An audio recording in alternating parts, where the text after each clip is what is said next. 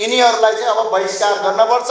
संसदबाट हामीले बहिष्कार गरिराखेका छौँ, चिया पसलबाट र समाजबाट तपाईँहरूले बहिष्कार गर्नुपर्छ। कस्तो नेता भने यो भ्रष्टाचारीको म नेता हुँ, लोकल नेता भनेर कोही आउँछ भने सँगै बसेर चियै नखाइदिने। यिनीहरूले अत्याचार गरे, यिनीहरूले भ्रष्टाचार गरे, अदालत किने, प्रहरी किने, अख्तियार किने, देशभरिको कुशासन गरे। यिनका विरुद्धमा अति भयो। अब युवाहरू एकजुट बनेर देश बनाउनुपर्छ भनेर कम्मर कसले यिनीहरूलाई बहिष्कार गर्ने। अहिले अब आँपको सिजन छ।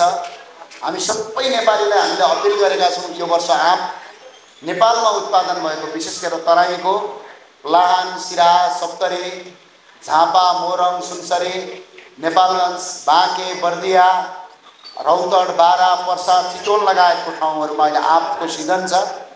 यति ठाउँमा आज म भन्न चाहन्छु, अहिले आज घरमा गएर तपाईँले आँप किन्न लाग्नुभयो भने केही नगर्नु, दुकानदारलाई सोध्नु यो आँप नेपालको हो कि भारतको भनेर सोध्नु।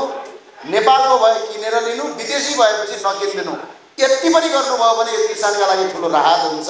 म यो तपाईँहरूलाई अपिल पनि गर्न चाहन्छु यो स्टेजबाट, किनभने यसले ठुलो राहत गर्छ। हेर्दाखेरि सामान्य लाग्छ तपाईँलाई, तर यसले यति धेरै राहत गर्छ कि अहिले साल खेर जाने आँपले बजार पायो भने त्यो आँपले बजार पाएर अहिले 10,000 कमाउने किसानले 20,000 रुपियाँ मात्रै कमाइदिएपछि पछिल्लो वर्ष त्यो किसानले यति मेहनत गर्छन् कि 40,000 कमाउने बनाउँछन्।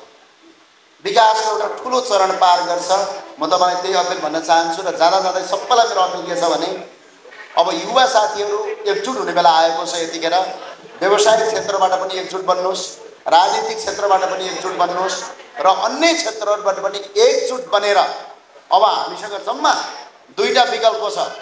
एउटा विकल्प भनेको यिनीहरूले जेसुकै गरे, भिजिट भिसा काण्ड मच्चाए पनि, भुटानी शरणार्थी बनाए पनि, वाइट बडी, एनसेल लगायतका ठुल्ठुला भ्रष्टाचारका काण्ड गरे पनि यिनलाई सहेर बस्ने, चित्त बुझेन भने पासपोर्ट लगाउने, भिसा निकाल्ने, विदेश जाने। एउटा विकल्प त्यो हो। अर्को विकल्प के हो भने यिनीहरूले अत्याचार गरे, यिनीहरूले भ्रष्टाचार गरे, अदालत किने, प्रहरी किने, अख्तियार किने, देशभरिको कुशासन गरे। यिनका विरुद्धमा अति भयो। अब युवाहरू एकजुट बनेर देश बनाउनुपर्छ भनेर कम्मर कसले यिनीहरूलाई बहिष्कार गर्ने। योभन्दा अर्को यो विकल्प दोस्रो विकल्प हो। यो विकल्पमा चाहिँ जानुपर्ने अब अहिलेको अवस्था छ हामीसँग। संसारका कुनै पनि देश बनाउने भनेको युवाहरूले हो। मैले लामो कुरा गरिनँ, सिर्फ राजनीतिमा आउनुपर्छ भन्ने होइन। सबैले राजनीति गर्नुभयो भनेपछि यहाँ व्यवसाय कसले गर्ने? व्यवसाय गर्नुपर्छ। युवाहरूले व्यवसाय गर्ने, काम गर्नेले काम गर्ने। तर चुनाव आउँदाखेरि सोच्ने। आज जुम्लामा सोचेनन्? जुम्लामा सब युवाहरूले भोट दिएको होइन। कमसेकम आज जुम्ला जानुभयो भने हो मैले व्यक्तिगत रूपमा कसैको काम गर्न नसक्या होला। आज मात्रै बिहान एउटा भेरीगङ्गा नगरपालिकाबाट एकजना चन्दजी एउटा आउनुभएको थियो, किडनी फेल भएर, दुईटै किडनी फेल भएर। अघि मेरो अफिसमा आउनुभयो, मैले आज उहाँलाई भने तपाईँ ढुक्कका साथ जानुहोस्, तपाईँको ज्यान बच्यो आजबाट। उहाँले खुसीको आँसु झार्नुभयो। यदि जुम्लाका जनताले भोट दिएर त्यहाँ नपुर्याएको भए मैले फोन गरेर त्यो मान्छेले जसले डोनेसन गर्छ त्यो मान्छेले नमान्ने अवस्था भइदिएको भए आज उनको ज्यान बच्थ्यो। त्यही भए हुनाले भोट भनेको एउटा परिवर्तनको सङ्घार हो। भोट भनेको क्रान्तिको एउटा ऊर्जा हो। त्यो भए हुनाले अब युवा साथीलाई व्यवसाय गर्नेले व्यवसाय गर्नु पर्यो, राजनीति गर्नेले राजनीति गर्नु पर्यो, सरकारी क्षेत्रमा काम गर्नेले सरकारी क्षेत्रमा काम गर्नु पर्यो। तर यिनीहरूलाई चाहिँ अब बहिष्कार गर्नुपर्छ। संसदबाट हामीले बहिष्कार गरिराखेका छौँ, चिया पसलबाट र समाजबाट तपाईँहरूले बहिष्कार गर्नुपर्छ। यो अभियान थालनी गर्नुपर्छ। केही नगर्ने, गाली पनि नगर्ने, झगडा पनि नगर्ने, केही भन्दा पनि नभन्ने, सँगै चिया खाना आउँछ भनेपछि कस्तो नेता भने यो भ्रष्टाचारीको म नेता हुँ, लोकल नेता भनेर कोही आउँछ भने सँगै बसेर चियै नखाइदिने।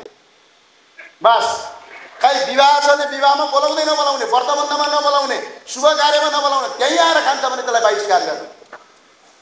यो गर्नु। अहिले हामीले संसदमा बहिष्कार गरेका छौँ, तपाईँले सडकमा, घरमा, टोलमा, छरछिमेकमा बहिष्कार गर्ने।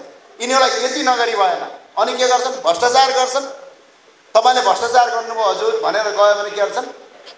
अनि अदालत जाऊ भने केही भोलि होस्टलकै कुरा गर्नु न। अलिकति केही भयो भने दुईजना कर्मचारी आउँछन् यहाँ भोलि दौडेर। अनि घुस दियो भनेपछि सबै कुरा ठिक मान्ने, घुस दिएन भने भोलि एउटा दिनदेखि दुःख दिन साल्छन् यिनीहरू। यिनीहरूका विरुद्धमा सङ्घर्ष गर्नुपर्छ।